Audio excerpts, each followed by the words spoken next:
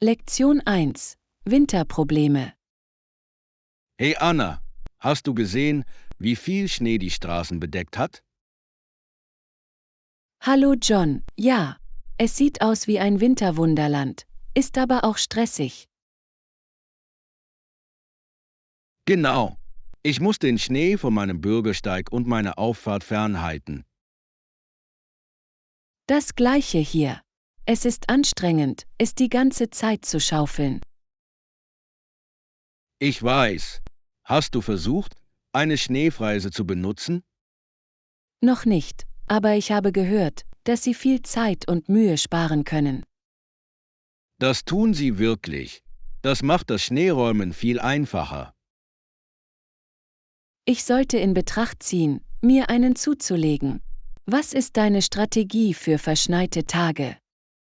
Normalerweise versuche ich, die Auffahrt früh am Morgen zu räumen, bevor sie voll ist. Das ist ein kluger Schachzug. Wenn es frisch ist, lässt es sich leichter schaufeln. Genau. Hast du irgendwelche Tipps, damit der Schnee nicht klebt? Ich habe gehört, dass es helfen kann, etwas Salz zu verteilen, bevor es schneit, um zu verhindern, dass es sich festsetzt. Das ist eine tolle Idee. Das werde ich beim nächsten Mal auf jeden Fall versuchen. Außerdem kann das Aufstellen einer Plane das spätere Aufräumen erleichtern. Daran habe ich nie gedacht. Das klingt nach einer cleveren Lösung. Der Winter kann hart sein, aber Wege zu finden, ihn zu bewältigen, hilft sehr. Absolut. Lassen Sie uns Tipps teilen, wenn wir mehr Möglichkeiten entdecken, den Schnee zu bewältigen. Lektion 2: Mut feiern. Hey Anna, warst du gestern bei der Abschlussfeier? Hallo John, ja, es war inspirierend, so viele Absolventen zu sehen. Ich weiß. In der Rede wurde betont, wie mutig Sie trotz Herausforderungen waren. Das ist wahr. Viele Absolventen waren nach schwierigen Erfahrungen mit posttraumatischem Stress konfrontiert. Genau. Es ist erstaunlich, wie Sie durchgehalten und Ihre Ziele erreicht haben. Ihre Widerstandsfähigkeit ist lobenswert. Es zeigt Stärke angesichts von Widrigkeiten. Definitiv. Ist Ihnen aufgefallen, wie emotional einige der Reden waren? Ja, sie erzählten persönliche Geschichten, die das Publikum wirklich berührten. Dadurch fühlte sich die Zeremonie bedeutungsvoller an. Gab es herausragende Momente für dich? Ich fand es toll, wenn ein Absolvent darüber sprach, Schmerz in einen Sinn zu verwandeln. Das war mächtig. Es ist ermutigend zu sehen, wie Menschen ihre Kämpfe verändern. Ganz gewiss.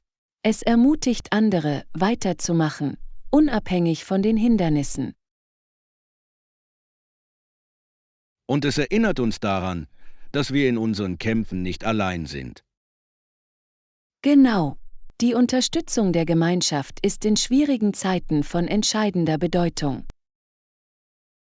Ich hoffe, diese Geschichten inspirieren andere, sich ihren Herausforderungen mutig zu stellen. Ich auch.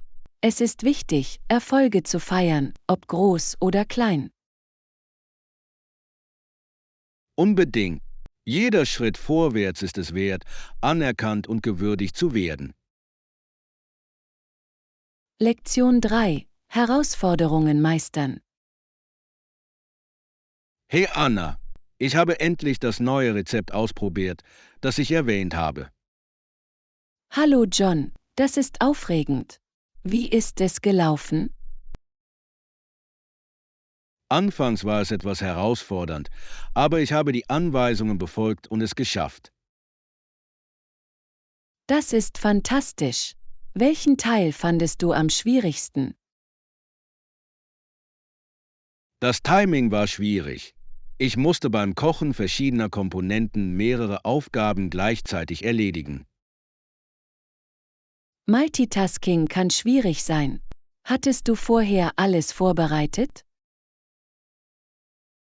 Ja, ich habe zuerst alle Zutaten gehackt. Das hat es einfacher gemacht, den Überblick zu behalten.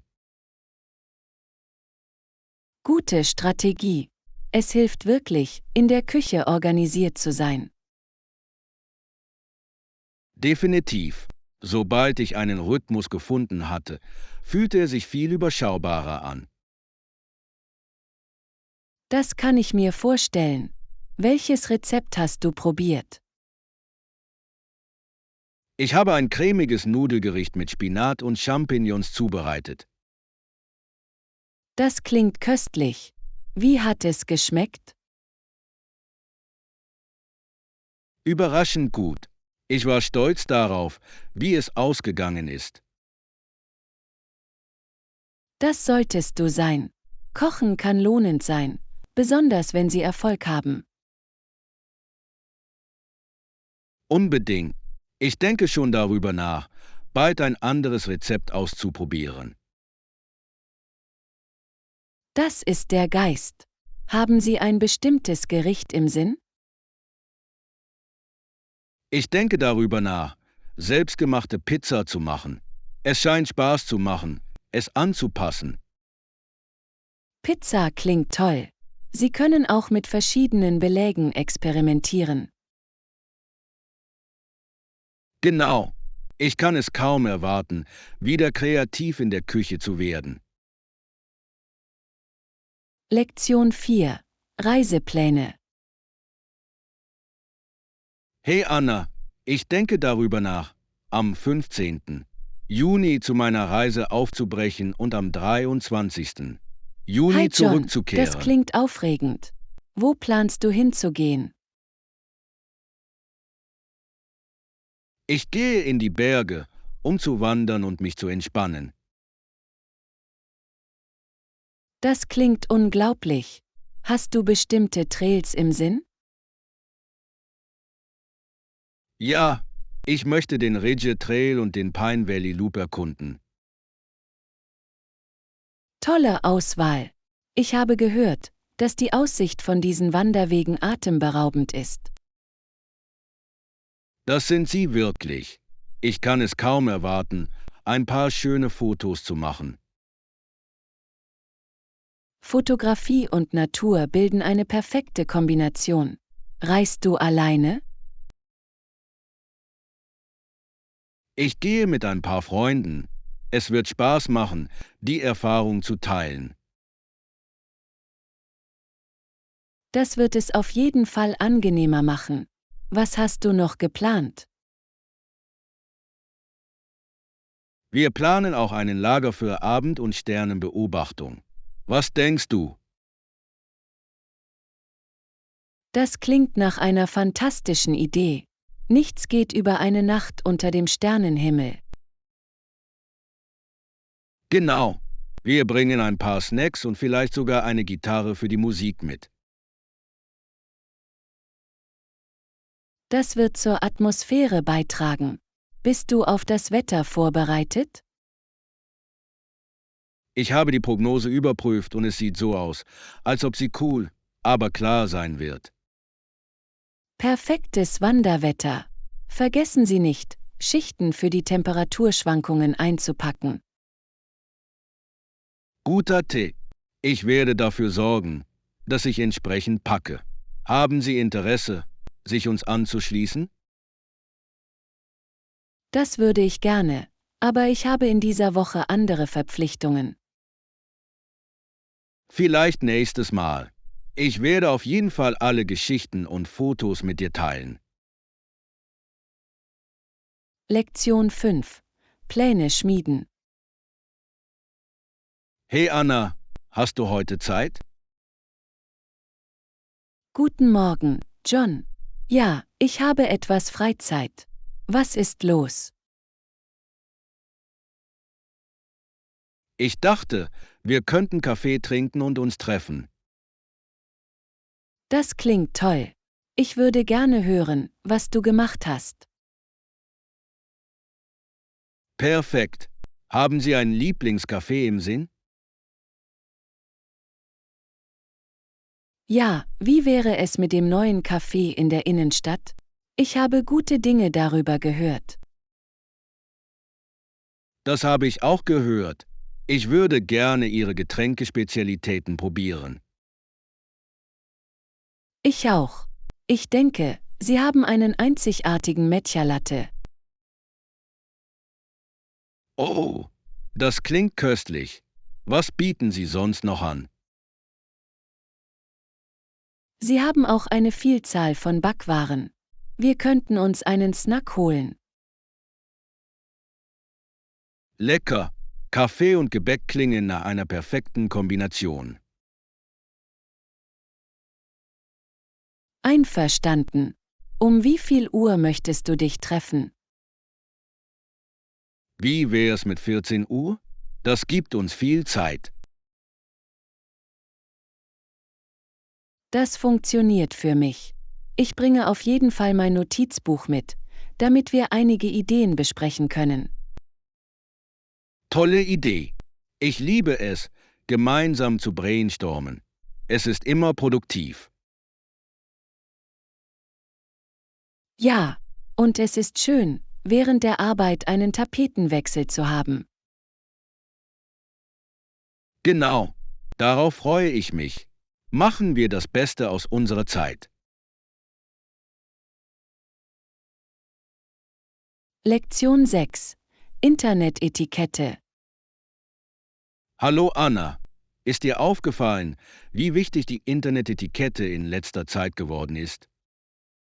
Hallo John, absolut. Da das Internet nicht streng reguliert ist es wichtig, dass die Nutzer verantwortlich sind. Genau. Es liegt an den einzelnen Benutzern, die Computeretikette zu befolgen, insbesondere in Online-Diskussionen. Ja, es ist entscheidend, die Meinungen anderer zu respektieren und höflich zu sein. Was denkst du über Anonymität im Internet? Es kann ein zweischneidiges Schwert sein. Es ermöglicht zwar die Meinungsfreiheit, kann aber auch zu negativem Verhalten führen. Das ist wahr. Menschen fühlen sich manchmal ermutigt, verletzende Dinge zu sagen, wenn sie anonym sind. Richtig. Eltern müssen ihre Kinder online über die Auswirkungen ihrer Worte aufklären. Definitiv. Kindern beizubringen, nachzudenken, bevor sie posten, ist so wichtig. Es ist auch wichtig, die Folgen der Weitergabe personenbezogener Daten zu erläutern. Ja, Datenschutz ist ein großes Anliegen. Junge Benutzer sind sich der damit verbundenen Risiken oft nicht bewusst. Genau. Die Förderung offener Gespräche über Online-Sicherheit kann helfen. Ganz gewiss. Und wenn man über Beispiele aus dem wirklichen Leben spricht, kann das für sie nachvollziehbarer werden. Ich stimme zu. Es geht darum, online eine Kultur der Freundlichkeit und des Respekts zu fördern. Unbedingt. Wir sollten uns alle bemühen, ein positives digitales Umfeld zu schaffen. Lasst uns weiter auf dieses Thema aufmerksam machen. Es ist wichtig für jeden. Lektion 7. Speiseauswahl. Hey Anna, ich habe gestern Abend das neue Restaurant ausprobiert. Hallo John, das klingt köstlich. Was hattest du? Ich hatte ein scharfes Curry mit Hühnchen. Es war unglaublich. Hatten Sie vegetarische Optionen? Ich esse kein Fleisch. Ja, sie hatten eine tolle Auswahl. Ich habe einen Linsensalat und eine Gemüsetanne gesehen. Diese Optionen klingen lecker. Ich liebe Linsen, sie sind so nahrhaft. Das sind sie. Außerdem sind sie eine gute Proteinquelle für Vegetarier. Genau. Ich probiere auch gerne neue Gerichte auf pflanzlicher Basis aus. Hattest du Nachtisch? Ja, ich hatte eine Schokoladenmousse. Es war reichhaltig und cremig. Lecker. Ich hätte das Fruchtsorbet genommen. Es ist erfrischend. Das klingt perfekt für den Sommer. Das muss ich beim nächsten Mal versuchen. Definitiv. Es ist schön, wenn Restaurants eine vielfältige Menüauswahl anbieten. Ich stimme zu. Es macht das Essen im Freien für alle angenehmer. Und es ermutigt mehr Menschen, verschiedene Küchen zu erkunden. Genau. Ich freue mich darauf, wieder ein paar vegetarische Gerichte mit dir zu probieren. Lektion 8. Die Macht der Beharrlichkeit. Hey Anna, ist dir aufgefallen, wie in schwierigen Zeiten die Gemüter aufflammen können? Hallo John, ja. Es ist interessant, wie sich Druck unterschiedlich auf Menschen auswirkt. Manche Leute sagen, dass sie in herausfordernden Momenten härter arbeiten werden, um erfolgreich zu sein. Unbedingt. Diese Entschlossenheit kann zu unglaublichen Ergebnissen führen. Aber es gibt auch Menschen, die versuchen, schlechte Angewohnheiten aufzugeben, wenn es schwierig wird. Das ist wahr. Stress kann dazu führen, dass manche Menschen zu ungesunden Bewältigungsmechanismen zurückkehren. Genau. Es erinnert daran, wie wichtig es ist, positive Strategien zu entwickeln. Ja, es ist wichtig, konstruktive Wege zu finden, um mit Stress umzugehen. Was machst du? Ich gehe gerne laufen oder meditiere, wenn ich mich überfordert fühle. Es hilft mir, den Kopf frei zu bekommen. Tolle Auswahl.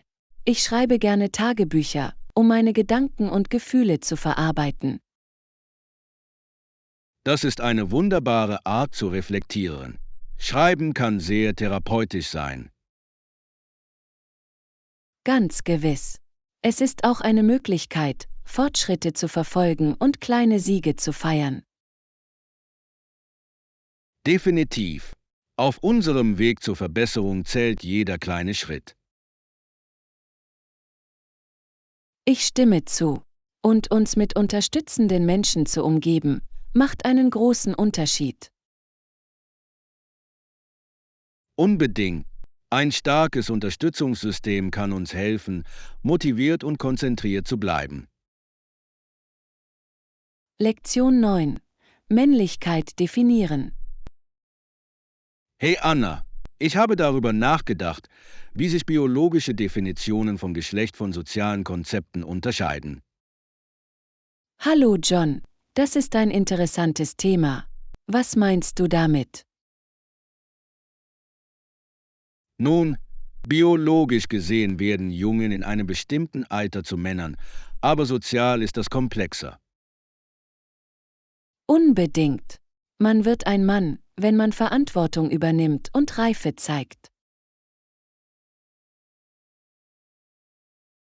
Genau. Es geht um Handlungen und Entscheidungen und nicht nur um das Alter. Was definiert Ihrer Meinung nach Reife? Ich glaube, dazu gehören Eigenschaften wie Empathie, Rechenschaftspflicht und die Fähigkeit, kluge Entscheidungen zu treffen. Das sind großartige Punkte. Es ist entscheidend, auf andere aufzupassen und für sich selbst verantwortlich zu sein. Ja, es geht auch darum, verschiedene Perspektiven zu verstehen und zu respektieren. Richtig. Emotionale Intelligenz spielt eine große Rolle dabei, wie sich jemand im Erwachsenenalter zurechtfindet. Ich stimme zu. Aus Erfahrungen zu lernen hilft, den Charakter einer Person im Laufe der Zeit zu formen. Und es ist wichtig, Mentoren und Vorbilder zu haben, die diese Reise begleiten. Ja, positive Einflüsse können jungen Männern helfen zu verstehen, was es bedeutet, reif zu sein. Es ist faszinierend, wie die Erwartungen der Gesellschaft unser Verständnis von Männlichkeit prägen können. Definitiv. Es ist ein Gespräch, das fortgesetzt werden muss, wenn sich die Werte weiterentwickeln. Ich freue mich, dass wir das besprechen. Es ist wichtig, dass jeder über diese Ideen nachdenkt. Lektion 10. Gewohnheiten ändern. Hey Anna, ist dir aufgefallen, dass Familien jetzt einfacher ein Auto kaufen konnten? Hallo John, ja, es ist faszinierend, wie der Zugang zu Autos unseren Lebensstil verändert hat. Definitiv.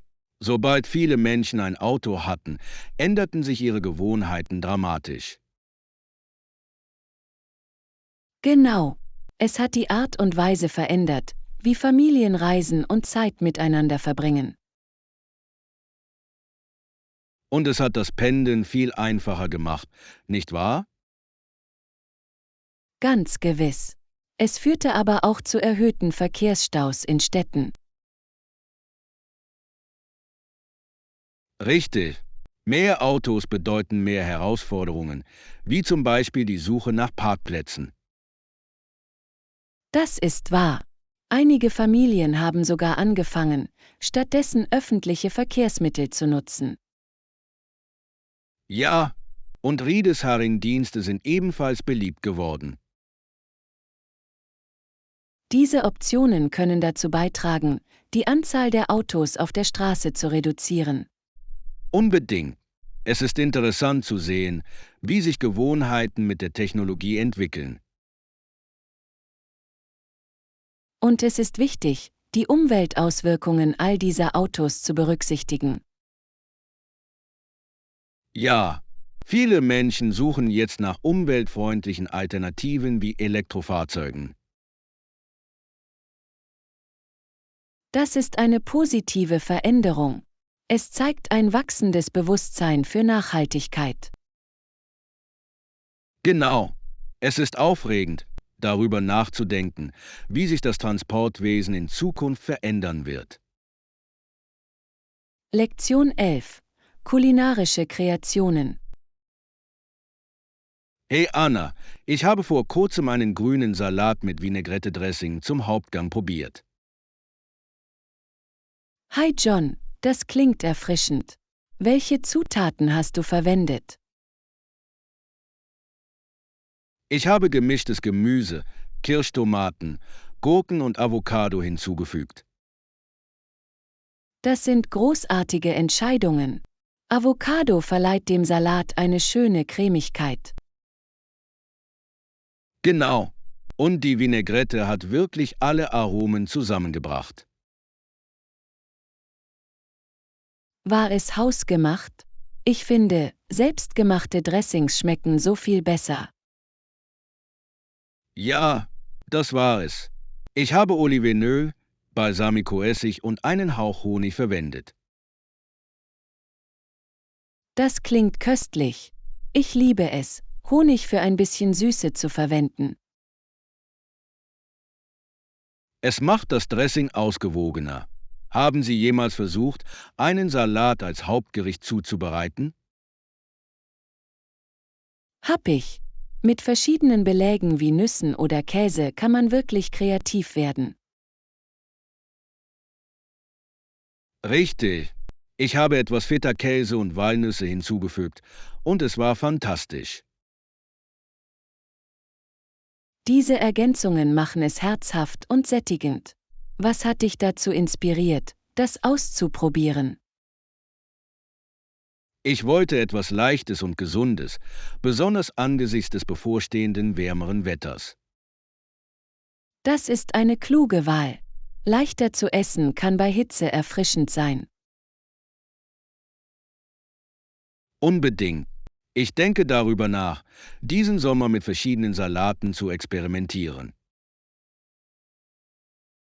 Lektion 12. Hobbys und Glück. Hey Anna, hast du irgendwelche Hobbys, die dir Spaß machen? Hallo John, ja. Ich lese gerne, gehe spazieren und verbringe gerne Zeit mit meinen Lieben. Das sind großartige Aktivitäten. Welche Art von Büchern liest du gerne? Ich liebe Belletristik, besonders Fantasy- und Kriminalromane.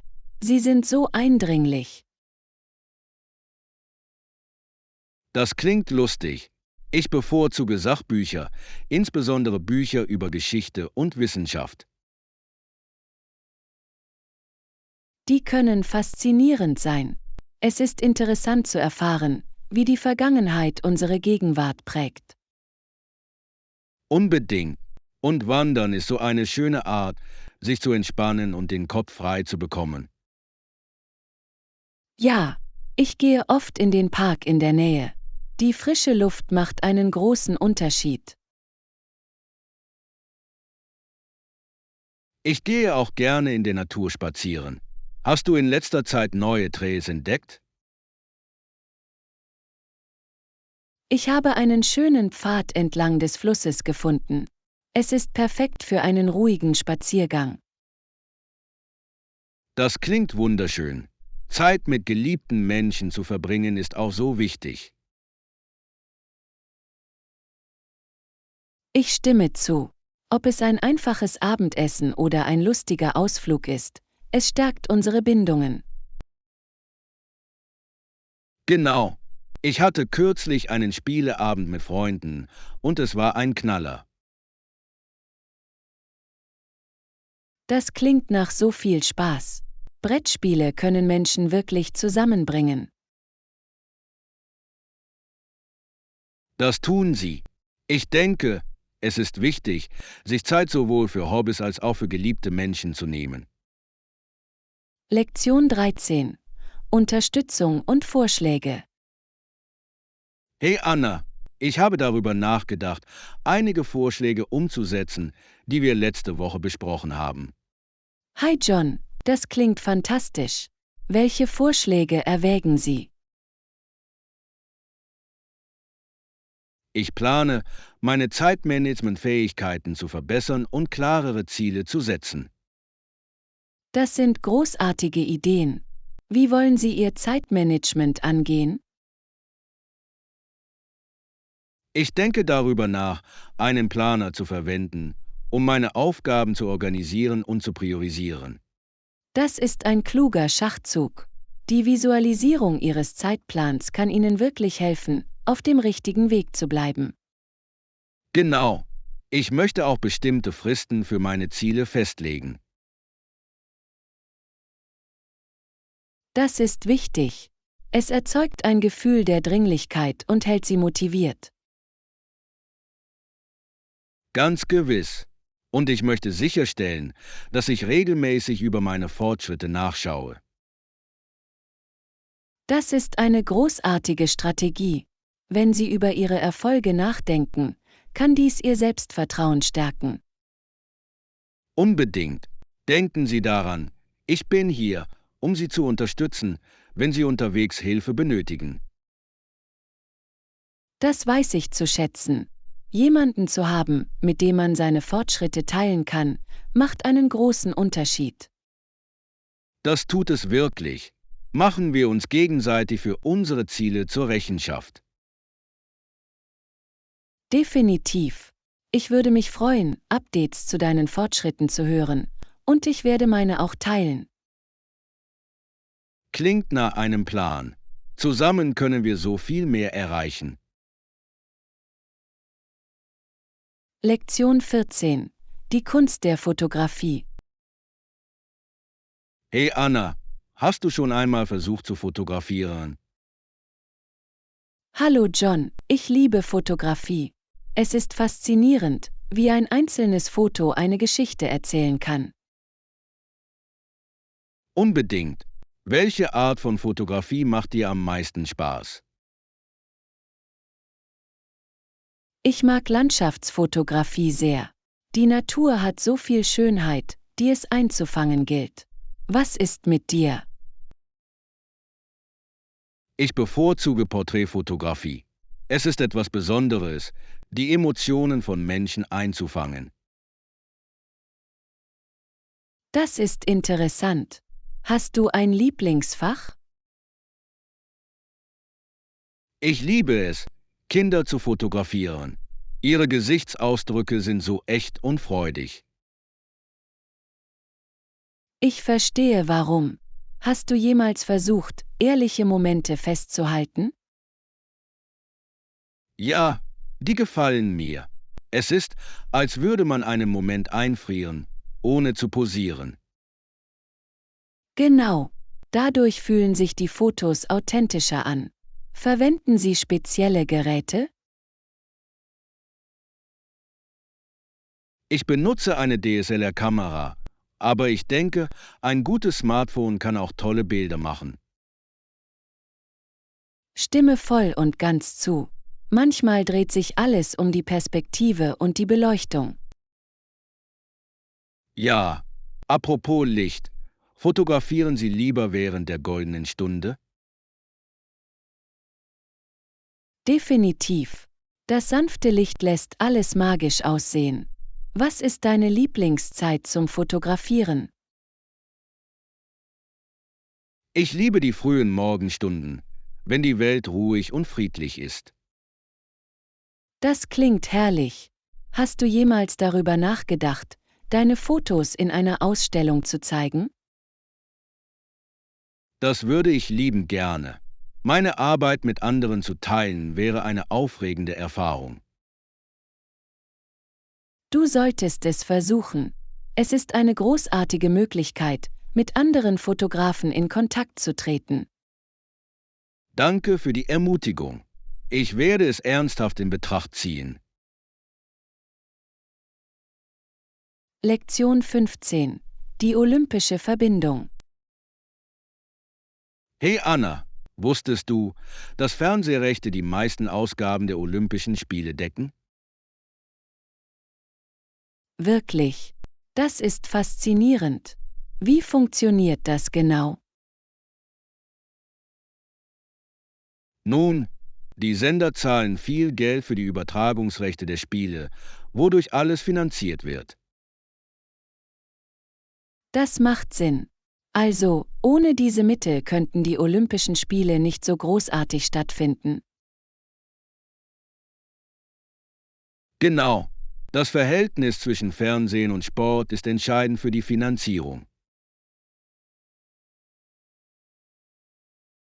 Haben Sie jemals darüber nachgedacht, wie viel Einfluss das Fernsehen auf die Beliebtheit von Sportarten hat? Unbedingt.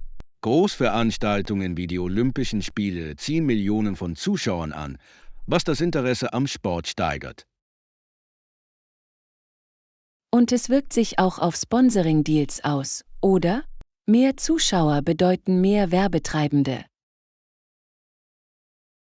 Ja, Unternehmen wollen ein großes Publikum erreichen und investieren daher viel in Werbung während dieser Veranstaltungen. Es ist ein Zyklus. Denkst du, das ist gut für den Sport selbst? Das kann sein, aber manchmal geht es bei Entscheidungen mehr um Geld als um das Wohlbefinden der Athleten. Stimmt. Haben Sie bemerkt, dass Sportarten aufgrund der Fernsehberichterstattung immer beliebter werden? Definitiv. Sportarten wie Beachvolleyball und Snowboarden sind dank des Fernsehens immer beliebter geworden. Das ist interessant. Findest du es fair, dass weniger beliebte Sportarten um Sendezeit konkurrieren? Es ist ein schwieriges Gleichgewicht. Jede Sportart verdient Aufmerksamkeit, aber die Sender konzentrieren sich auf das, was die Zuschauer anzieht. Es ist schließlich ein Geschäft. Welche olympische Sportart schaust du dir am liebsten an? Ich liebe Gymnastik. Die Athleten sind unglaublich talentiert und die Routinen sind so künstlerisch. Gymnastik ist faszinierend. Ich schwimme auch gerne. Es ist immer so aufregend, die Rennen anzusehen. Einverstanden. Die Aufregung des Wettbewerbs zieht dich wirklich an. Lektion 16. Der unbekannte Songwriter. Hey Anna, hast du jemals von dem Songwriter Foster gehört? Hallo John, ich habe den Namen gehört. Was ist seine Geschichte? Leider war er lange Zeit ein unbekannter Songwriter und erhielt für seine frühen Songs kein Geld. Das ist so traurig.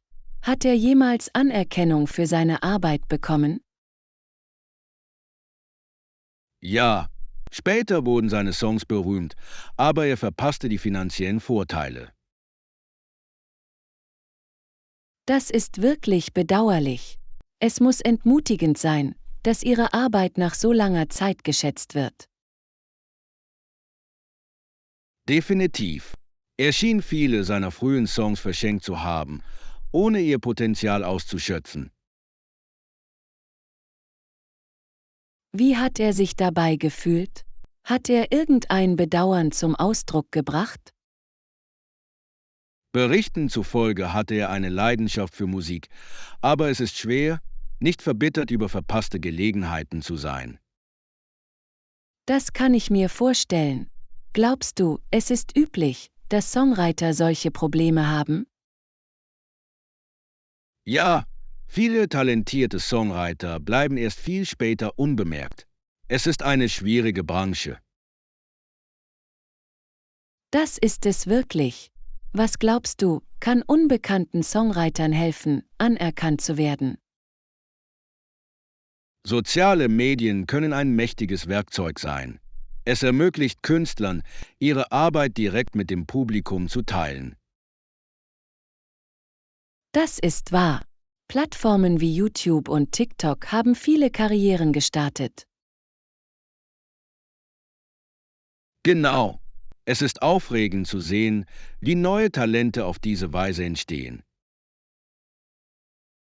Hast du in letzter Zeit neue Songwriter entdeckt? Ja, ich habe auf Spotify einen jungen Künstler gefunden, dessen Texte unglaublich bewegend sind. Nett. Ich liebe es, neue Musik zu entdecken. Was ist Ihr Stil? Sie vermischen Folk und Pop, wodurch ein einzigartiger Sound entsteht. Ich denke, du würdest es genießen. Das tut es wirklich. Die Auswirkungen der Revolution auf ihr Leben waren immens. Bitte abonniere, like und teile unseren Kanal. Deine Unterstützung hilft uns, noch mehr großartige Inhalte zu erstellen. Danke.